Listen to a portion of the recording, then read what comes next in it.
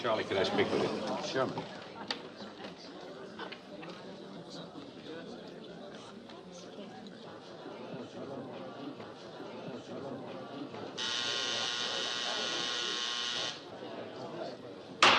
Court will come to order.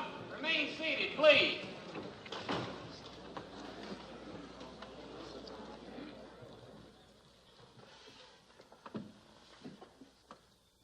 Has the prosecution completed its questioning of Mrs. Mackenzie?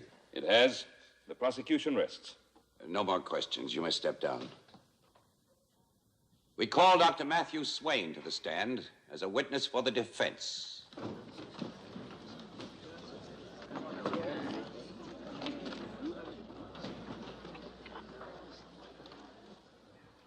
Raise your right hand. You swear to tell the truth, the whole truth, nothing but the truth, so help you God? I do. Be seated. State your name, please. Dr. Matthew Swain. Dr. Swain, do you know of any act of force or violence which Lucas Cross perpetrated against the defendant? I certainly do. We've wasted too much time torturing a girl who's emotionally unable to speak for herself. Lucas Cross was a drunkard, and a wife beater, and a child abuser. Object. Child abuser is an exaggerated and inflammatory word. When I say child abuser, I mean it in the worst way possible. I object, Your Honor. The deceased is not on trial. Lucas Cross's character as to force and violence is on trial here. You may continue, Dr. Swain. The night that Lucas Cross left town, I performed what I recorded as an appendectomy on Selina Cross. It was not an appendectomy. I falsified my records. I assisted her in a miscarriage of Lucas Cross's baby. I said it was Lucas Cross's baby that Selina Cross carried. I object to admitting any such statement as evidence. On what grounds do you base your objection? It's the unsupported conclusion of the witness. Except that it happens to be true. Can you testify to this of your own knowledge? I can. Objection overruled. Continue. I have here a complete admission of guilt, signed by Lucas Cross. Will the attorneys please approach the bench?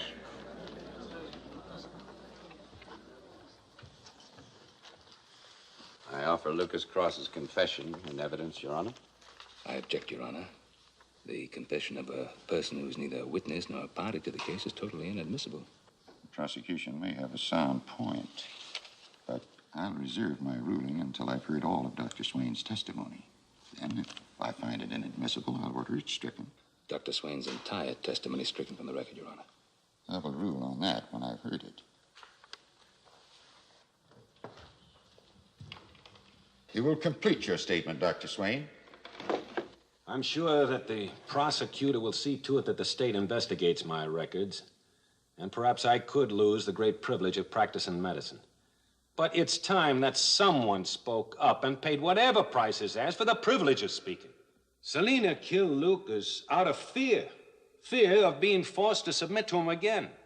And then she hid her crime for fear of how we would react to her being assaulted by her stepfather.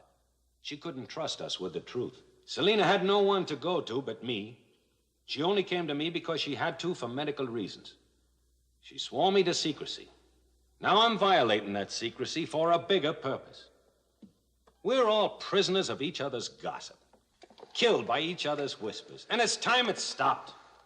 Our best young people leave as soon as they're old enough to earn the price of a bus ticket. They contribute the best part of their characters to other communities because they're stifled in Peyton Place. Your Honor, we're not interested in Dr. Swain's... Matthew Swain has come forward at considerable risk to himself, and I intend to hear him through without any further interruption. I will rule on your objection when he's finished. You'll continue, Dr. Swain. We're a small town, but we're a prosperous one, and yet we allow tar paper shacks to stand. We have half a dozen churches which most of you attend, and then don't practice the word they preach once you walk down the steps. We have a fine school that you take for granted. We have a newspaper with a most intelligent editorial page which you use for wrapping garbage. It's time you people woke up. Perhaps today is the day that you will, because there's something much bigger than the tragedy of Selina Cross on trial here. Our indifference. Our failure as a community to watch over one another, to know who needs help and to give it. Selina's been living in a prison of her own long enough, one that we helped build. I have nothing more to say, Your Honor.